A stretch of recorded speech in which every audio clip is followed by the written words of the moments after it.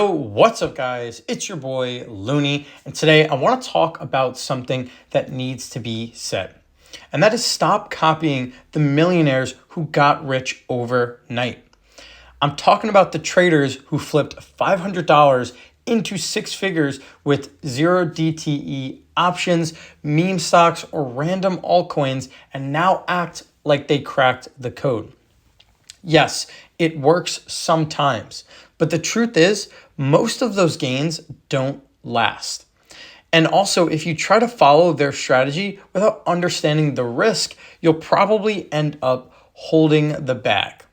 So in this video, I'll break down why chasing fast money rarely works and what you can actually do instead to build real lasting wealth. But before we jump in, quick shout out to the Discord. It is free to join, and the premium version is just $8 a month for trade callouts, my option full or selling option course, giveaways, and one-on-one coaching. All the links are in the description. So why does fast money fail? And let's be honest, everyone wants those quick results.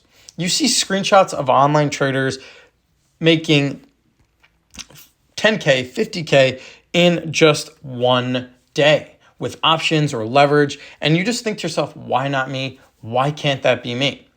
But the part they never show is the next day or their losses when it could all disappear. Because zero DTE options, leverage, meme stocks, they're all built on timing and emotion. And you can't scale luck. So most of these millionaires didn't build wealth. They just caught a wave. And with a wave, it crashes. And we've seen it over and over before. We've seen bull markets, we've seen bear markets, and we see the cycles. People hit one big, they go all in on the next trade perhaps, and that's how they wipe out everything. And at that point, it's not investing, it's gambling. So let's actually look at a stock. QBTS, it is in the quantum computing industry, and a lot of people are in talks that this is a bubble. If you look in just the past year, it's at 4,000%. And yes, you could make money anywhere in this chart, but should you be buying right now because you're seeing someone else become a millionaire off this stock? Probably not. This is a type of stock I would stay away from just because of the insane growth we have seen recently. Even if it is a great stock and it has great fundamentals, unfortunately, there are some underlying facts about it. And a lot of these fundamentals could be priced in. So eventually the news and just the overall fundamentals sort of catch up to the stock. So even if it is a industry breaking idea, eventually the idea is priced in, and that could be what is happening right now. We're seeing that 4,000% return and insane fundamentals. We're seeing the PE ratio in the negatives. I am aware that quantum computing, you don't really pay attention too much to the PE ratio, but overall the quantum computing industry they all sort of look like that. Even one like BTQ, I actually got involved in this one. And if you scroll down here, I bought at $6 and then sold at $7. So I didn't make a massive amount. We could see I only made 10% gain. So not a massive amount. But I'm not FOMOing in. I'm not trying to wait to turn that $10 into $100. And let's actually look at some meme stocks, or what some people call meme stocks, like Riot. Riot is a stock that I own. It takes up around 30% of my portfolio, but I was buying it when everything was down. And we could see now that it has grown a lot. It has grown 153% in just the past year. And I'm not buying at these levels. I am trading it. I'm doing small bets on it or making small trades, and we're going to get into what I'm actually doing, which includes this. But this is not the levels I want to be buying. I'm simply just holding, letting things go. I'm playing some options on the side, trying to collect some premium, but overall, not going heavy. And then even something like Robinhood. Robinhood, we could say that it is a great stock. It has seen the growth, and it has made millionaires. But that doesn't mean you should be going all in and just forgetting about all the fundamentals and just the overall market conditions, because we are in a bull market, and despite it can go higher, that doesn't mean that the show will never end, because eventually these returns, or we will see a bear market, and a stock like Robinhood will most likely actually struggle in a bear market despite it being such a great company. And I invest into it, so I am buying at these levels, but I'm buying small amounts. If we do see the crash, that's when I'll start buying heavy. So let's actually get into what actually works and can still make you money, because I'm not against risk. On the other hand, I sell options. I trade, I take plays too, but my foundation is built on consistency, because the only money that matters is the money you get to keep. So here's what I do instead. I set up that dollar cost average, something like crypto or Robinhood. We can look at crypto because it is very volatile. I have that automated process, and it is automatically buying Bitcoin every day. And we could all argue that buying Bitcoin at these levels is not smart.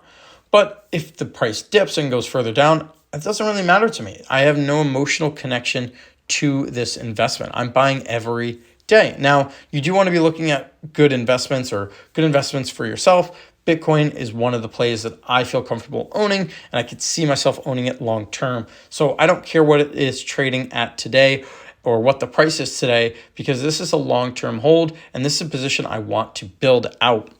And yeah, that's why I'm dollar cost averaging. You saw it with Robinhood as well. I'm doing that. But the other thing is I sell options. Now, we are seeing the buying lotto tickets, and those are the ones that are making crazy amounts just in one day. And yes, you can make a lot of money from buying options, but you can't rely on it. It's not a reliable strategy.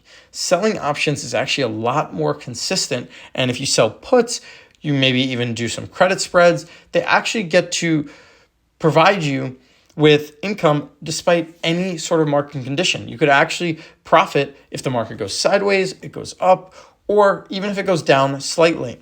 If we do see a bear market, selling options or selling puts actually doesn't work, but at the same time, there's not many strategies that do work in a bear market other than maybe doing some puts or buying puts or options like that. But overall, most people struggle in a bear market. So I'm not too concerned that selling puts doesn't work in a bear market, because no strategy is flawless, but it is one of the most consistent. And yes, I do mix in some buying options as well, but they're very small trades. I'm doing debit spreads.